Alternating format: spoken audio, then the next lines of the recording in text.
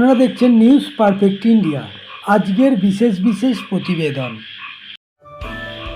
হিমলগঞ্জে BJP প্রার্থী রেখা পাত্র বিপুল ভোটে জয়লাভ করার পরে তার বক্তব্য পেশ করেন।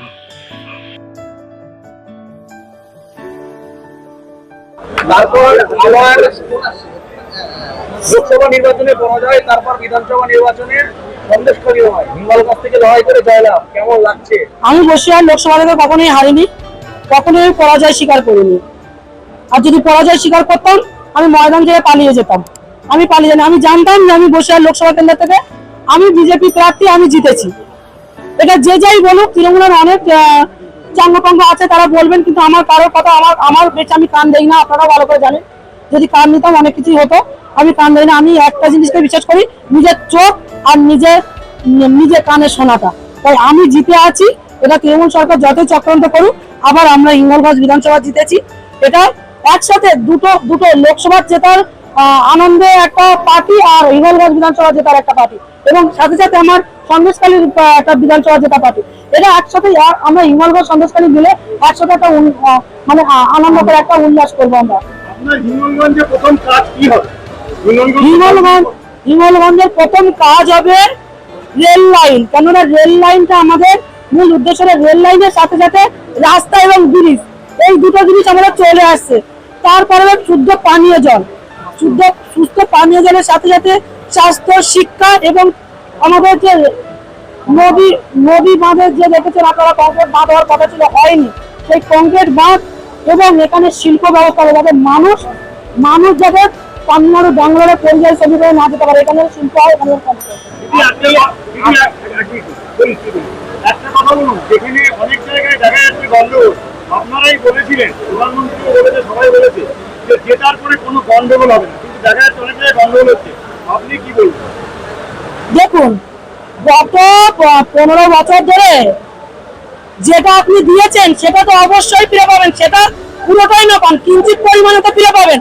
কারণ রেখাপাত্রের সাধ্য নেই যে মানুষের যে ক্ষতি হয়েছে সেই ক্ষতি মানুষ রেখাপাত্র পূরণ করে। কিন্তু রেখাপাত্র এখন থেকে মানুষের পাশে যতটুকু হতে হবে পূরণ করার চেষ্টা করবে। কিন্তু এই তৃণমূল সরকার যে ক্ষতি করেছে সেই ক্ষতি পূরণ করার রেখাপাত্রের সাধ্য নেই। কারণ এটা রেখাপাত্র মানে দায়িত্বের বাইরে। আর তার জন্য শুনুন, তার জন্য মানুষ যেটা করার করবে, কিন্তু আমি মানুষকে বুঝিয়েছি মানুষ করবে না, কিন্তু কিছুটা হলেও তো তৃণমূলকে মানে বক্ষণ করতে হবে। এইটুকু বলবো, আমি এর বেশি কিছু বলবো না। অবশ্যই বদলা হবে, বদল হয়েছে, বদলাও হবে। আর দিদি বলছি, আপনি জয়লাভ করেছেন, এর আগে দেখা যাচ্ছে মহিলাদের জন্য আপনি লড়াই করেছিলেন, মহিলাদের জন্য আপনার বিশেষ কি বক্তব্য?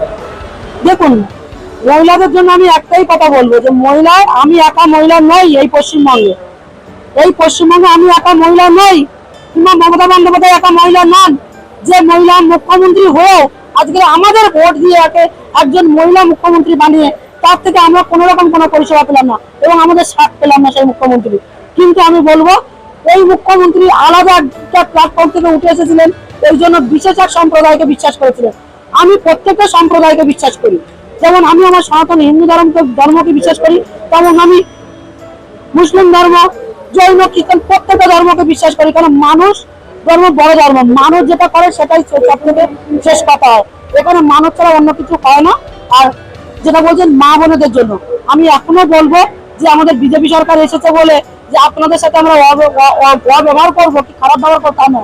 আপনারা যেটুকু করেছেন, হয়তো আমি না, কিন্তু অন্য কারো ক্ষতি করেছেন, সে ক্ষতির কিছুটা হলে তো আপনাদের গুণগারি গুনতে হবে। সেটা আমার সাধ্য নেই গুণগারি গুণার। আপনি ক্ষতিপূরণ করেছেন, আপনি ক্ষতিপূরণ দেবেন, সেটা আপনার ব্যাপার, আপনাদের ম্যাটার, আপনারা মিটার। কিন্তু এখন থেকে আমার এই বিজেপি পার্টির কোনো রকম কোনো বিষয় রেখাপাত্র, প্রত্যেকটা বিষয় রেখাপাত্র নিজের দায়িত্ব নিয়ে রাখবে।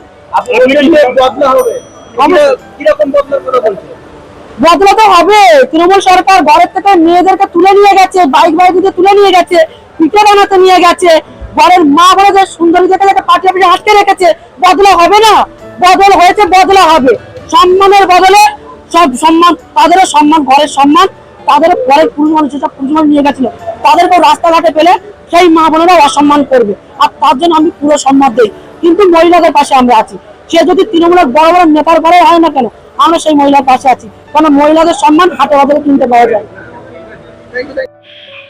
আপনারা দেখছেন নিউজ পারফেক্ট ইন্ডিয়া, সব সময় সবার মাঝে সবার আগে।